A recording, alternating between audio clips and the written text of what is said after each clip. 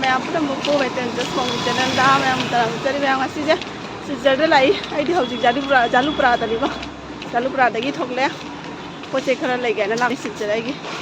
फिरोन सु तंग येंगे ब्लाउज की अदुदुना अदु वीडियो से येंमिनसिको पोचे सिगेगी पोचे सु तंग लगी गया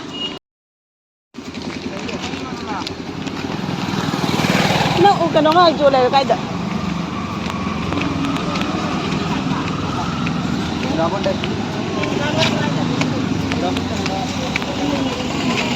जालूपुरा की बाजार मार पोचे ले सुशीला मजी होती था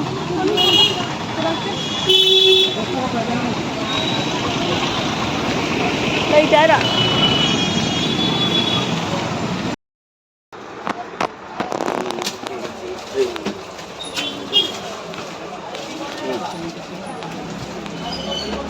आई हजिक सिगा मुसरदाम तमु चंगाई आइगी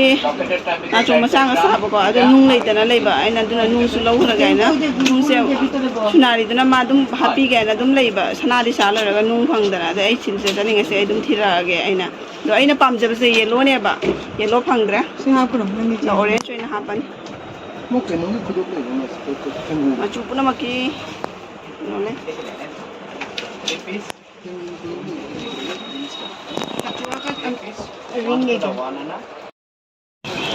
lupa kun khakta ni puna mak mayam loina siga leiba pot puna mak loina kun siga se loina kun siga leiba asom da leiba pot puna mak loina kun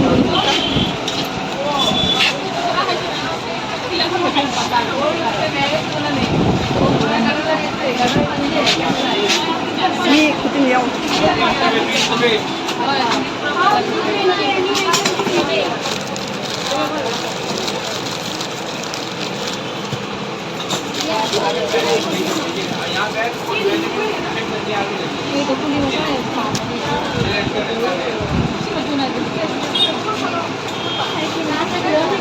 हमारे भी ऐसे चलेगा हमारे भी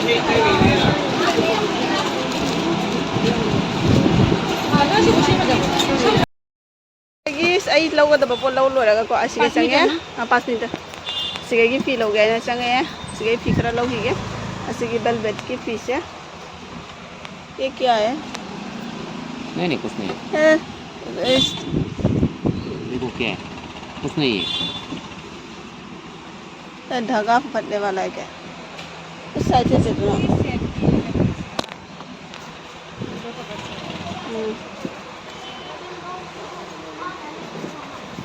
आई ममांग से खाए तना सिगे लौब लाइको मैं आप तुम खाओ वाले दा सिगे हां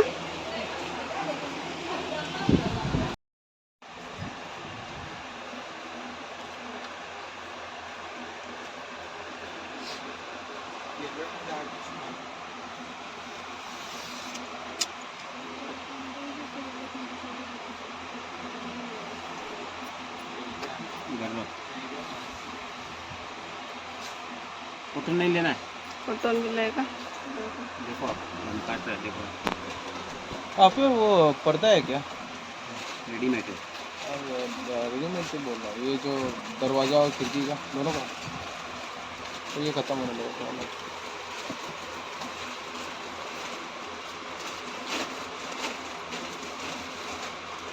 black colour black 3 metre 5.5 metre दे दूं 5.5 मीटर मैरून कलर सुंदर है तो दिखेगा बहुत ज़्यादा होगा अंकल कितना देना है 3 मीटर दे दो यहाँ से 4 मीटर दे दो हैं ये नहीं देगा मैडम ऊपर रख ये स्कूल का ऑर्डर का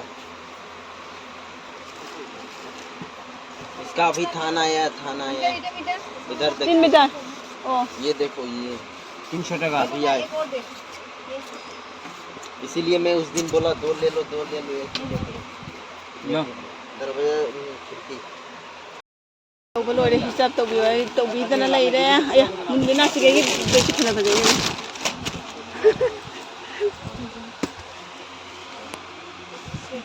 तो बंदा पाए बनो आई सिगेगी फिश से आएगी सिगे याव से ज्यादा की ऑरेंज अमुबा क्या से आएगी लोगों का नहीं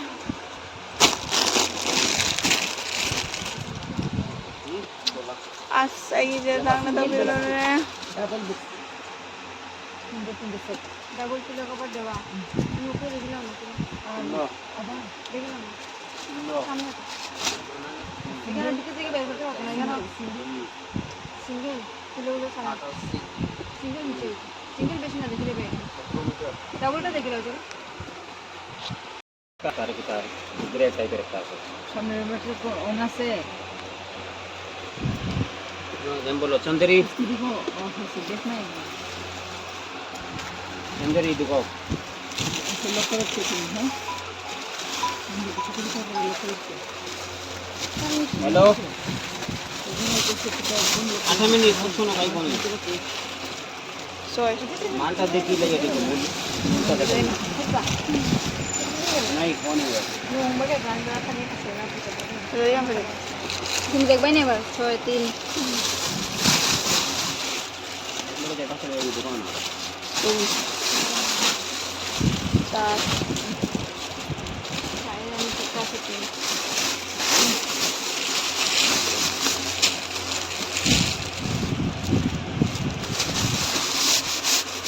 हेलो कॉपी दुकान. हाँ दुकान दुकान. Satin meter. Potong 7 meter. Kilo ko ba? Angki po tayo. Lekin. Kilo ko ba tekta? na, acha, two piece.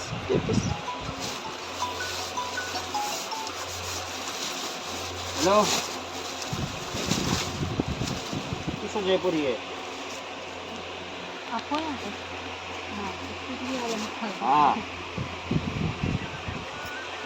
बाइन जो दे देंगे. एक डिजाइन लिया नहीं बादशाह की भी है. एक कैरी बैग में होगा. Kontar udah lah. पर्दा ये चुनी दो एक पतला होगा कौन काटल होगा कौन. Gitu mali. खान निकला.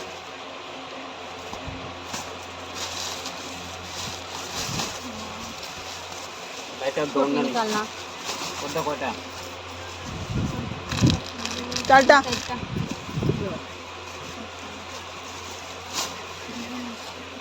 ये देखो. ये मोटो कर दो. और किचु नहीं तो अपना.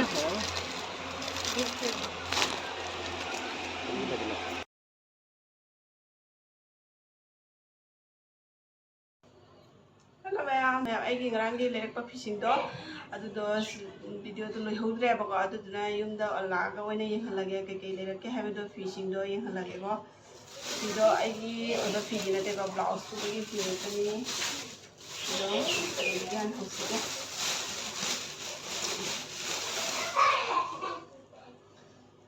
asise pura rani color ni ko asise blouse ki fiji chandani ko imasi ki fiji ko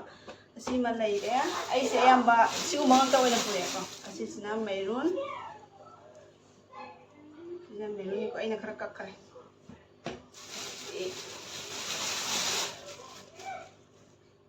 sina yellow ai di ko ai camera da di pura kaino oina undre pura hangam pan pura lai de hangam pan da du di oi je chandon ma chu gi tang kaino ha tai ko tam la hol ko सिजना पूरा चंदन मचु असिसे चांदनी गतनी साती नते साती गते फिजे याम फैरमे हो हंदक आइना लरक फिसिंजे quality याम फरमे अखोय सिंबदे याम फत्तब फि लाई पुनमक फत्तब फि लाई बा दो ngasi गिसे याम फबा फि गतो ओय लेरम अदुदना आइना सि गतो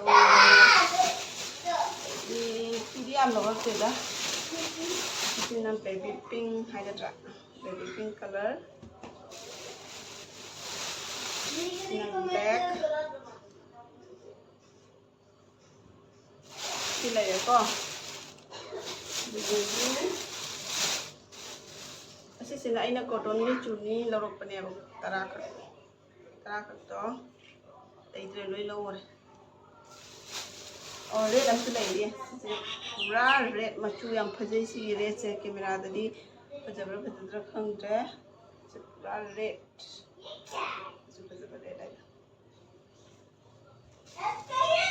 sila ko asi sila thamge ade अददी असिसिना पूरा प्योर कॉटन एक कलर दा असिसिना पूरा येलो येलो है पूरा हंगामपान मचू असिसु अइना पोराइबा फिसिंजे आइदि मीना खरा आइदि तुबिउ है मी खरा लेबदा अदुगी सिंदुगी यामबना ओइना नमे मोइ मोइ हारको मचू सिंदो अददी असिसिना असिसु पूरा पिंक निको कॉटन असिसिना फजबनी ले साचका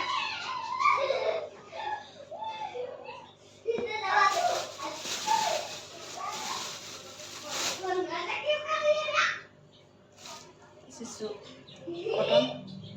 असिसु पूरा प्योर कॉटन याम फई फीसे यामना बियो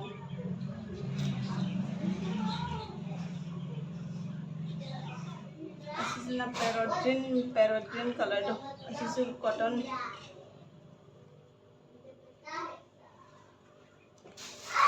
अदिगे असिसु पिंक तो पूरा डार्क पिंक तो असिसु प्योर कॉटन ने को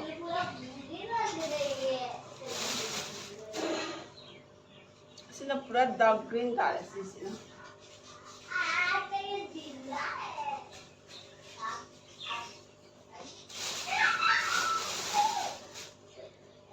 कई चुने पीस कलर कायगद्रा पीस कलर लाइट लिपद पूरा प्योर कॉटन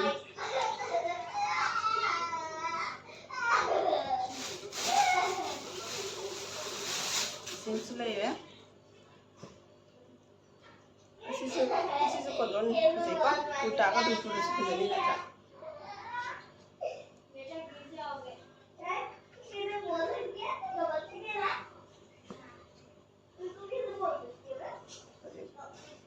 फजेको पूरा कॉटन से मागी फीसे याम फैयबा लिपदे याम नुंगायदा फिमा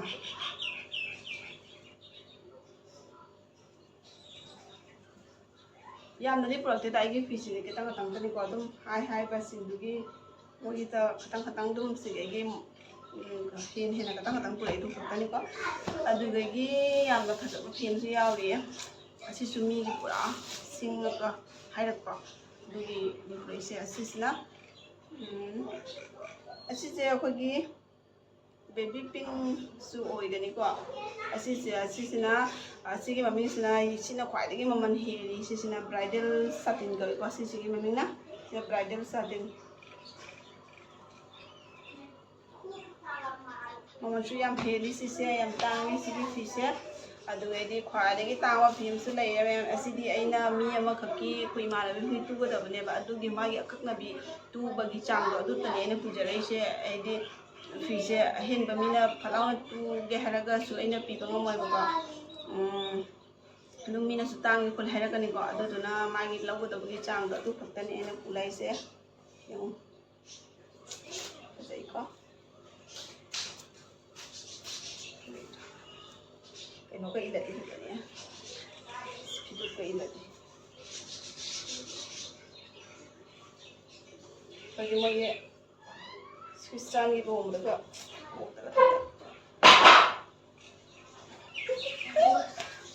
ये उन्हें मारे का तो नहीं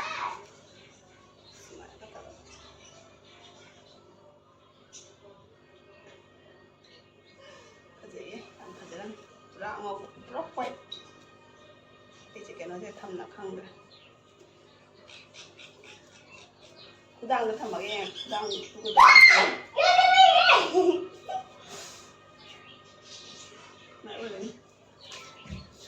ये वाला नूडल्स दे ये आता नहीं ये आता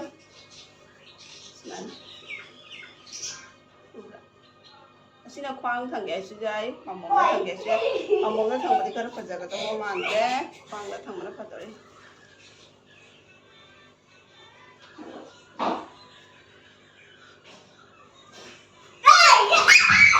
असिदि हासिनि ममोंग याम कल्लिको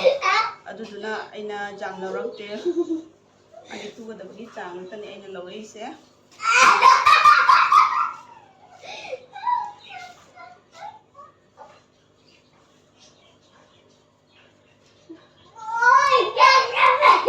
ꯐꯤꯁꯦ ꯚꯤꯗꯤꯑꯣꯁꯦ ꯊꯥꯡꯒꯠꯄ ꯂꯦꯞꯄꯨꯕꯗꯒꯤꯅꯦꯀꯣ ꯚꯤꯗꯤꯑꯣꯁꯦ ꯊꯥꯡꯒꯠꯄ ꯑꯃꯨꯛ ꯊꯥꯡꯒꯠꯅꯤꯡꯗ꯭ꯔꯦꯕ ꯑꯗꯨꯝ ꯇꯟꯁꯜꯂꯛꯑꯦ ꯍꯧꯖꯤꯛꯁꯦ ꯚꯤꯗꯤꯑꯣ ꯅꯍꯥꯟ ꯅꯝꯃꯕꯅꯤꯅ ꯑꯃꯨꯛ ꯊꯥꯡꯒꯠꯂꯒꯦꯅ ꯀꯠ ꯇꯧꯖꯔꯤꯃꯤ ꯁꯤ ꯐꯖꯩꯀꯣ ꯁꯤꯁꯨ ꯌꯥꯝ ꯐꯖꯔꯝꯃꯤ ꯁꯤ ꯐꯣꯇꯣꯁꯤꯡꯁꯦ ꯂꯤꯠꯄ ꯂꯣꯏꯅ ꯅꯨꯡꯉꯥꯏꯅꯤ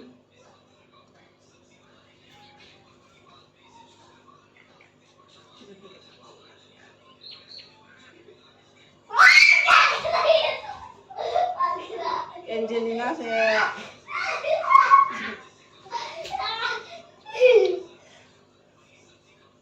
असीसे कॉटन की फ्रॉक खरद कुर्ता लेट्रा अदुगी टाइप तसु अइना ममांग ना तुगिबदो अदुगी मोंग दा तुबसु यानी पनुगाइनी अदैदि सिगी पूरा हंगामपन मचुसे सी हंगामपन मचुसे याम फंगनदे बसी कलर से तो माइ से कॉटन दा असीगा हुजिगी चांदनी दुगदी असी मने फजबे हेलिको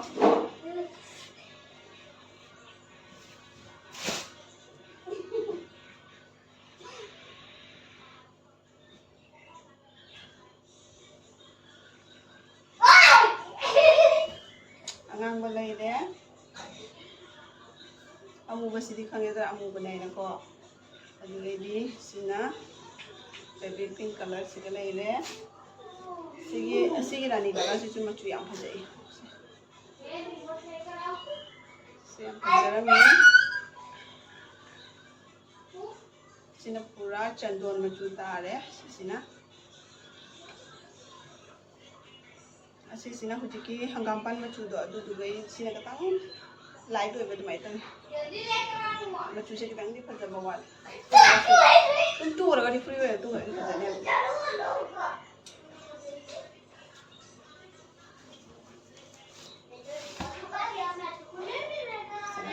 pura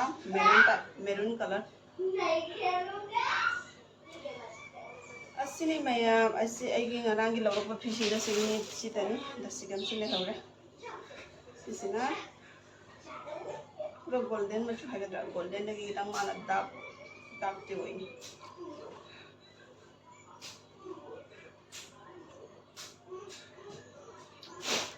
ado jik phisi se tuba lora ga so ado bisu video se makem ini yam angu basine ba yamna kaino ni sidi अतई सिंसिगी खरा दु मयाम सिंसि खांगे को बसिदी याम फजरमी फीसे यामना अदु मयाम मथंगदा असिगी तुबा खटपगी फोटो लहौरगदी अदु वीडियो लहौरगदी अदु बिसु वीडियो थांगा चरके अदुनी मयाम आइना गासी वीडियो सेमबिसे को ngara आइना ना सिंसे चलुबदगी वीडियो दो मखा ता अदई नम हौद्रेबा ए मोंगसु दुम पिटी दम तारा लेबा वीडियो नम मखबदुस नुगाइद्रेबा अदुना आइना अयुंगदा ओइना चलगा फजन नमजरुरगे अना दे युंगदा पुथोगो ओइना हेलगे अना दुना वीडियोस नमिनेबा को अदो अदुनी मयाम अदु सिदो आइगी दुकान दु अबो पुजेबा पिसिजे